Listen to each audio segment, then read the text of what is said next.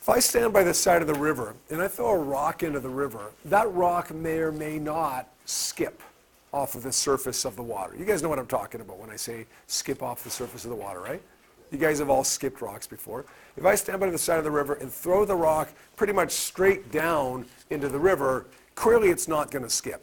It's going to go into the river and it's going to change speed as it goes into the water. And if it's not quite straight down, it will even change direction. But it's not going to skip off the boundary of the air and the water.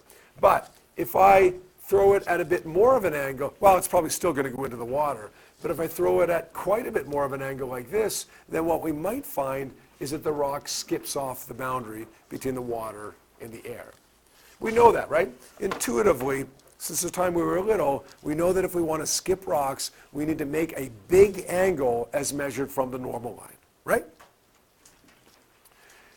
Total internal reflection is a phenomenon whereby light can do almost the same thing, reflect off of the boundary between two media as opposed to refract when it goes from one medium to another. Let me explain how skipping of light or total internal reflection takes place. See two diagrams up on the board here right now. One is has air on the top and glass on the bottom. The other one is reversed. It has glass on the top and air on the bottom. You can see the indices of refraction. Notice that glass, there's a couple of different kinds of glass. I've just averaged them to be 1.50, just for simplicity here. Let's say we've got a ray of light coming from air into glass right here. Now, that index is going up. What's going to happen to V, the speed, as a result of n increasing? V is going to go down. And what's going to happen to theta as a result of n increasing and V decreasing? Theta will go down. So in other words, it's going to bend this way. Theta 2 will be smaller than theta 1. Agree? All right, let's increase the angle of incidence a little bit more here. If we increase the angle of incidence by quite a bit more, actually, then we're going to increase the angle of refraction by quite a bit more. But the angle of refraction will still be less than the angle of incidence for that particular ray, because n is increasing, v is decreasing, theta is decreasing. If I increase the angle of incidence a lot, like I was skipping rocks in the water, then we would find theta 2 would still be smaller than theta 1, and we would still get that refracted ray bending toward the normal line. As opposed to bending up away from the normal line, it bends down toward the normal line. No reflection taking place here. But let's move over to the next diagram now, when we're going from glass to air. First ray, we're going from high to low index. What's going to happen to theta? N goes down, theta goes, Justin? Up. So we're going to say theta 2 is now bigger than theta 1. In other words, the line has bent away from the normal line. See that? Away from the normal line as opposed to towards it like in the last diagram? Okay, let's increase theta a little bit more here to the blue one. Now you can see that, well, theta 1 is bigger. Theta 2 is going to be even bigger. At some point, theta 1 might be big enough such that theta 2 is actually 90 degrees. In other words, such that theta 2, or such that the refracted ray will actually skip along the boundary between the two surfaces. This still isn't quite skipping the rock, but almost. This is where skipping the rock begins to occur. If I increase it even more, now we don't get refraction at all. Now we get reflection. Make sense? You can see from these two diagrams that when we're skipping the light off of the boundary between the air and the glass, it'll only happen one way. You can't skip light off of air and glass boundary when you're going from air to glass. It only works when you're going from glass to air, because you've got to be going from high index to low index in order that theta 2 is bigger than theta 1. Right? In order to increase theta, you have to decrease n. Therefore, that's the only situation where you're going to get this phenomenon that we call total internal reflection. Now, we're going to define this angle right here, this theta right here, as measured from the normal line. The point at which reflection begins to occur, we're going to define that as what we call a critical angle. Anything below that, refraction happens. It's a Snell's law problem. Anything above that, it's reflection. And then when it's reflection, it's easy because the angle at which it hits it is the same as the angle at which it bounces off. Right? All right, in words, we say the total internal reflection is that phenomenon whereby light reflects off of a boundary as opposed to refracting. It's like skipping a rock off of water, except that total internal reflection can only happen when we go from high index of refraction to low index. Unlike the water, skipping the rock off of the water boundary, because you know when you're skipping the rock off of the water, you're going from air to water, right? Low to high. So the analogy kind of falls apart at that point. But you still get the idea of increasing the angle from the vertical, from the normal line, so that you exceed the critical angle. Say it only happens if the angle of incidence is big enough. In other words, it only happens if we exceed the critical angle.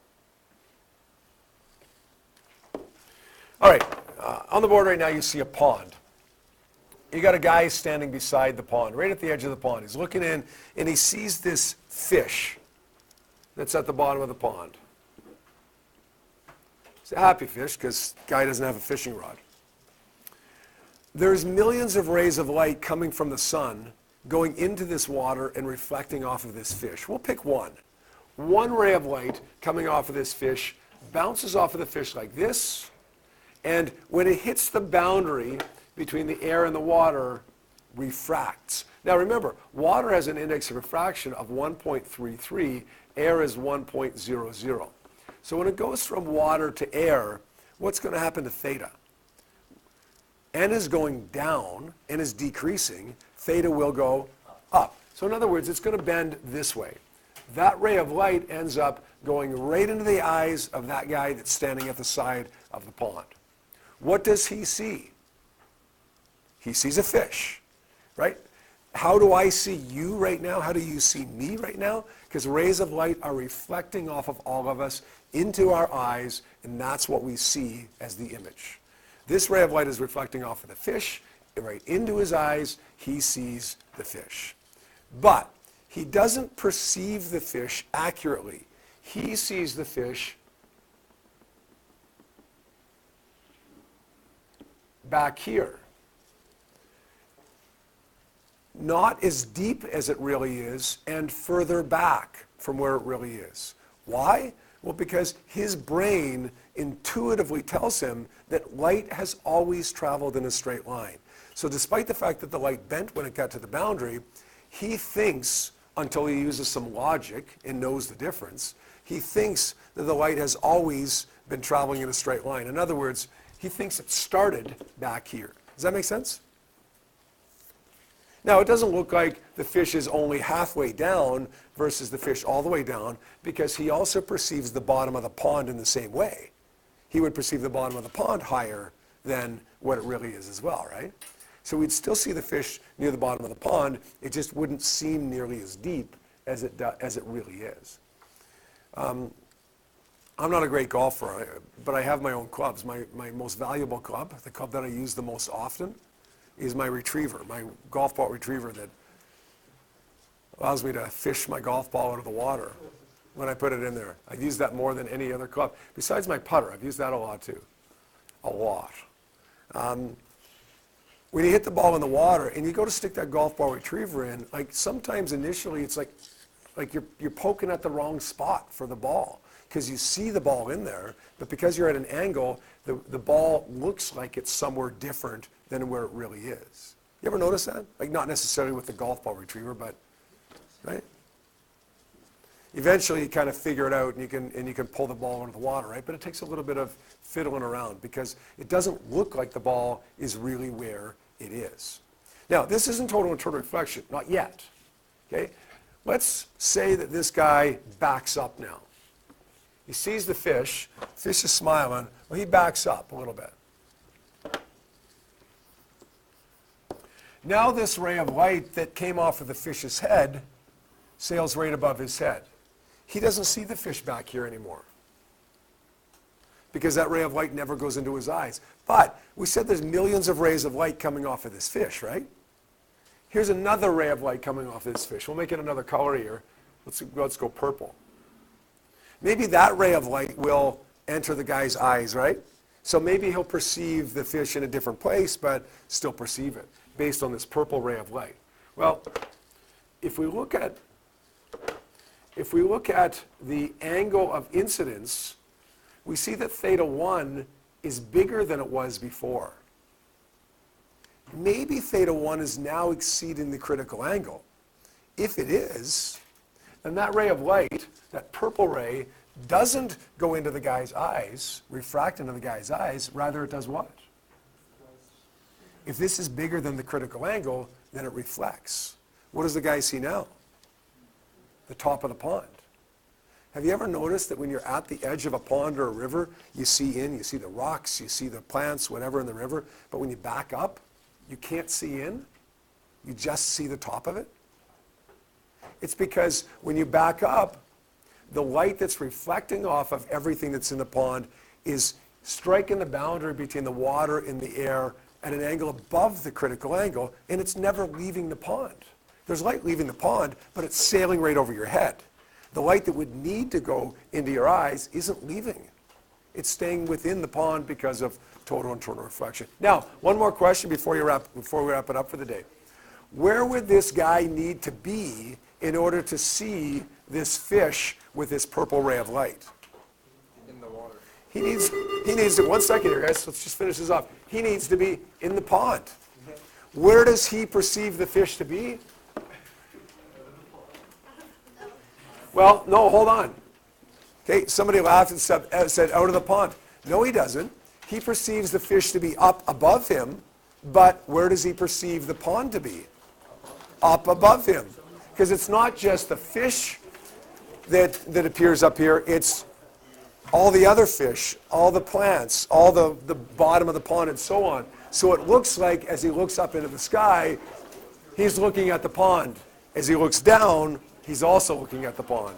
So you can see that it ends up being a little bit confusing, right? Yeah. Okay, have a good night, guys, and we'll pick this up tomorrow.